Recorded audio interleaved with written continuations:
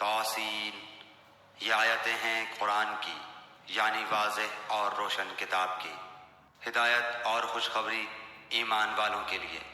جو لوگ قیامت پر ایمان نہیں لاتے، ہم نے انہیں ان کے کرتوت زینت دار کر دکھائے ہیں، بس وہ بھٹکتے پھرتے ہیں۔ یہی لوگ ہیں جن کے لیے برا عذاب ہے، اور آخرت میں بھی وہ سخت نقصان یافتہ ہیں۔ بے شک آپ کو اللہ حکیم و علیم کی طرف سے قرآن سکھایا جا رہا ہے۔ یاد ہوگا جب کہ موسیٰ علیہ السلام نے اپنے گھر والوں سے کہا کہ میں نے آگ دیکھی ہے، میں وہاں سے یا تو کوئی خبر لے کر یا آگ کا کوئی سلگتا ہوا انگارہ لے کر ابھی تمہارے پاس آ جاؤں گا تاکہ تم سینک تاب کر لو۔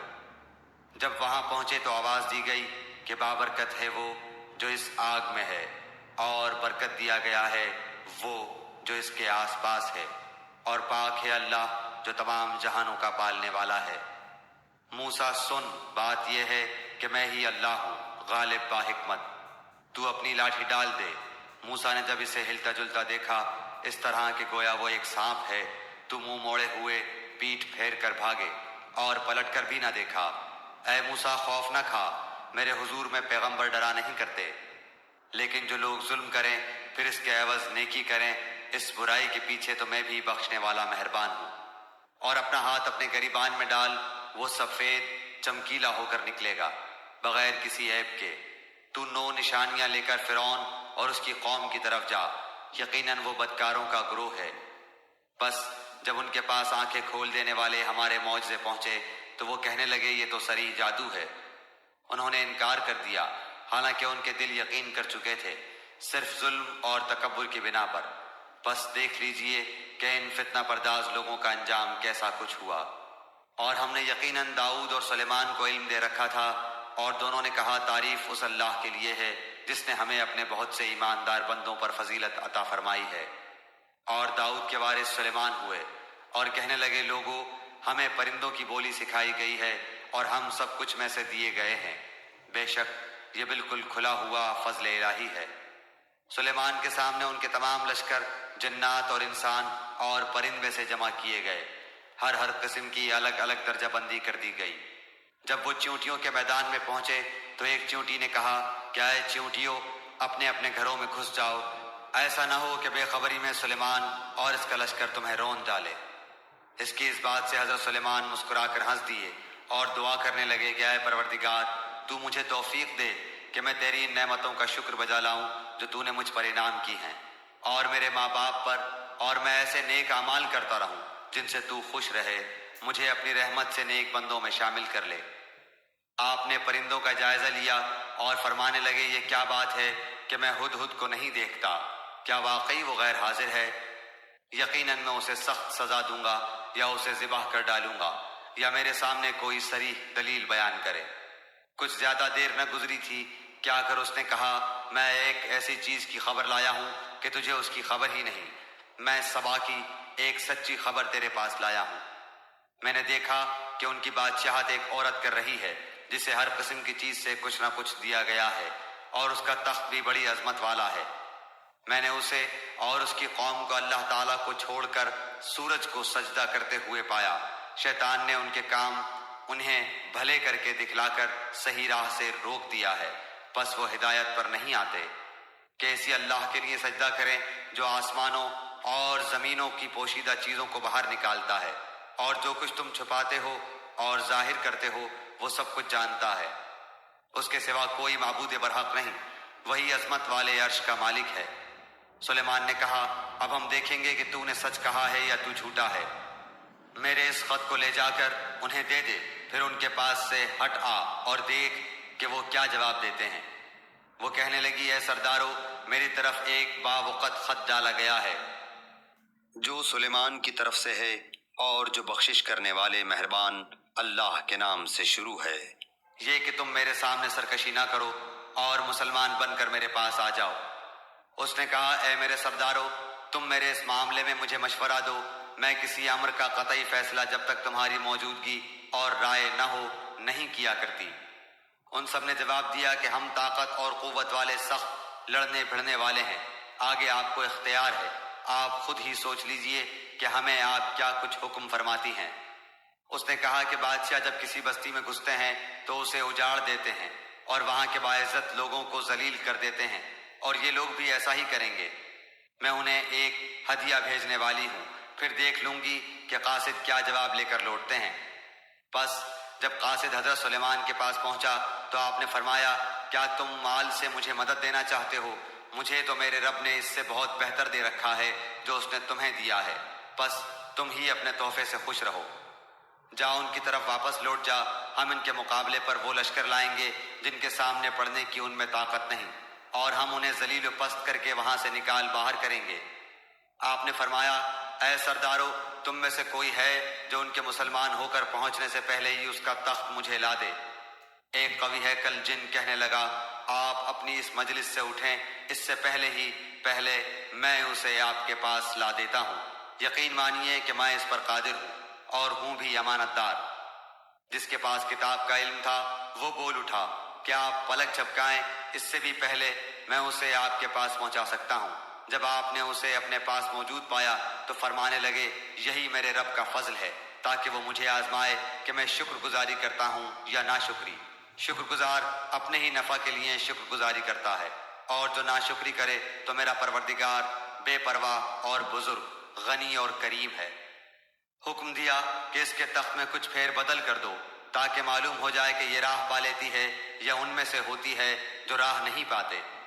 پھر جب وہ آ گئی تو اس سے کہا، دریافت کیا گیا کہ ایسا ہی تیرا بھی تخت ہے؟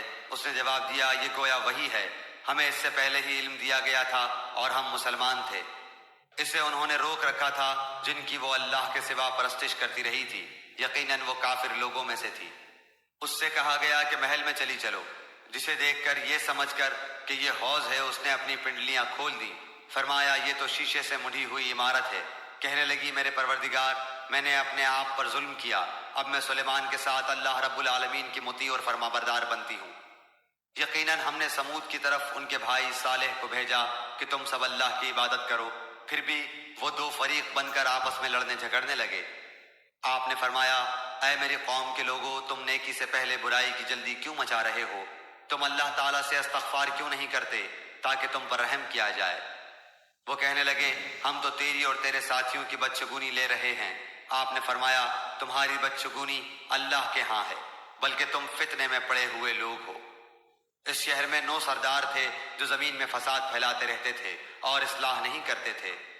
انہوں نے آپس میں بڑی قسمیں کھا کھا کر عہد کیا کہ رات ہی کو صالح اور اس کے گھر والوں پر ہم چھاپا ماریں گے اور اس کے وارثوں سے صاف کہہ دیں گے کہ ہم اس کے اہل کی ہلاکت کے وقت موجود نہ تھے اور ہم بالکل سچے ہیں۔ انہوں نے مکر خفیہ تدبیر کیا اور ہم نے بھی، اور وہ اسے سمجھتے ہی نہ تھے۔ اب دیکھ لے ان کے مکر کا انجام کیسا کچھ ہوا کہ ہم نے ان کو اور ان کی قوم کو سب کو غارت کر دیا۔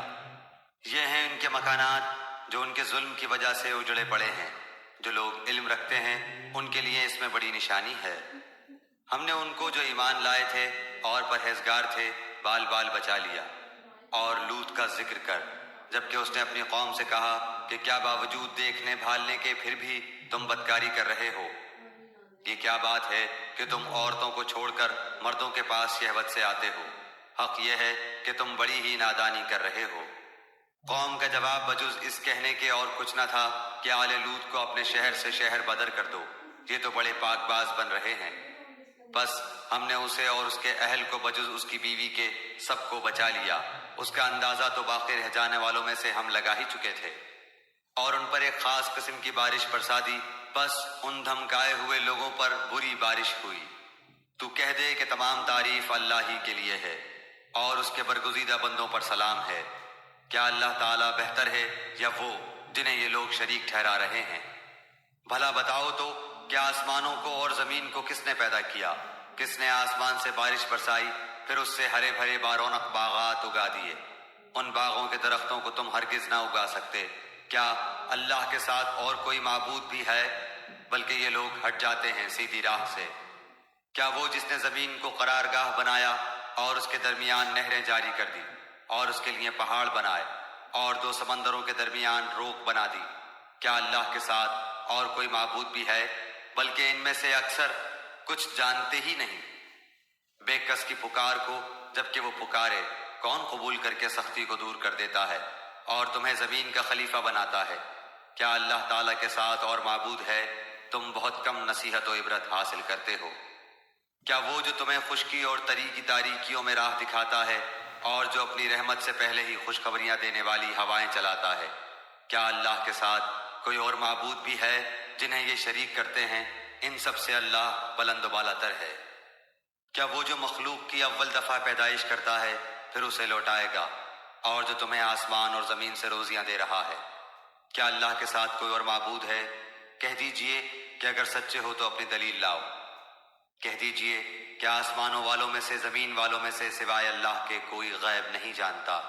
انہیں تو یہ بھی نہیں معلوم کہ کب اٹھا کھڑے کیے جائیں گے، بلکہ آخرت کے بارے میں ان کا علم ختم ہو چکا ہے، بلکہ یہ اس کی طرف سے شک میں ہیں، بلکہ یہ اس سے اندھے ہیں۔ کافروں نے کہا کہ کیا جب ہم مٹی ہو جائیں گے اور ہمارے باپ دادا بھی، کیا ہم پھر نکالے جائیں گے؟ ہم اور ہمارے باپ دادوں کو بہت پہلے سے یہ وعدے دیے جاتے رہے، کچھ نہیں، یہ تو صرف اگلوں کے افسانے ہیں۔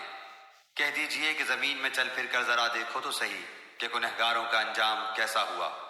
آپ ان کے بارے میں غم نہ کریں اور ان کے داؤ گھات سے تنگ دل نہ ہوں۔ کہتے ہیں کہ یہ وعدہ کب ہے؟ اگر سچے ہو تو بتلا دو۔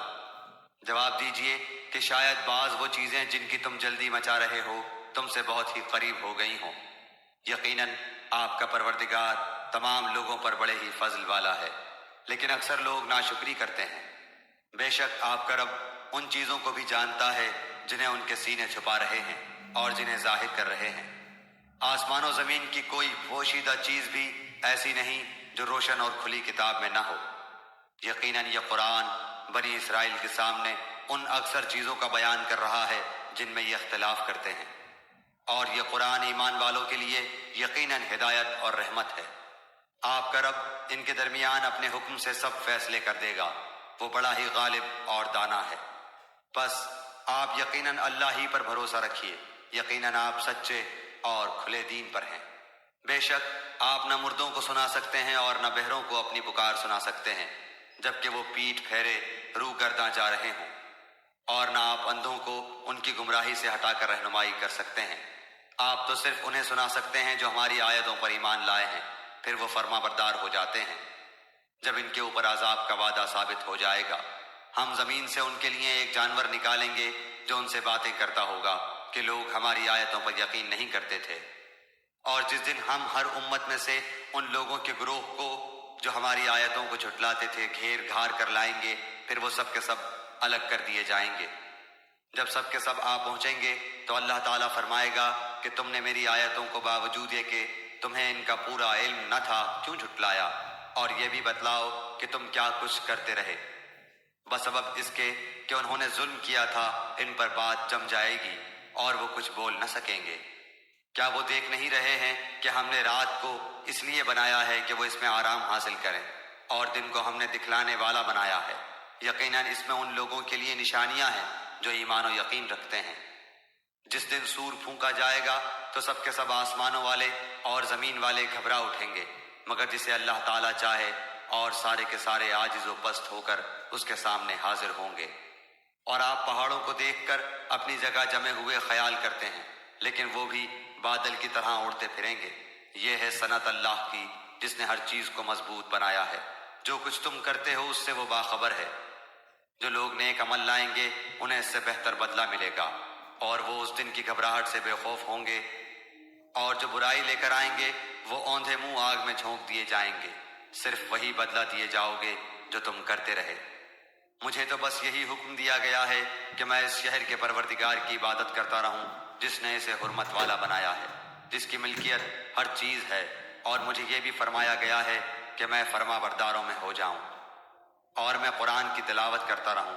جو راہ راست پر آ جائے وہ اپنے نفع کے لیے راہ راست پر آئے گا، اور جو بہک جائے تو کہہ دیجئے کہ میں تو صرف ہوشیار کرنے والوں میں سے ہوں۔ کہہ دیجئے کہ تمام تعریفیں اللہ ہی کو سزاوار ہیں، وہ ان قریب اپنی نشانیاں دکھائے گا جنہیں تم خود پہچان لوگے، اور جو کچھ تم کرتے ہو اس سے آپ کا رب غافل نہیں۔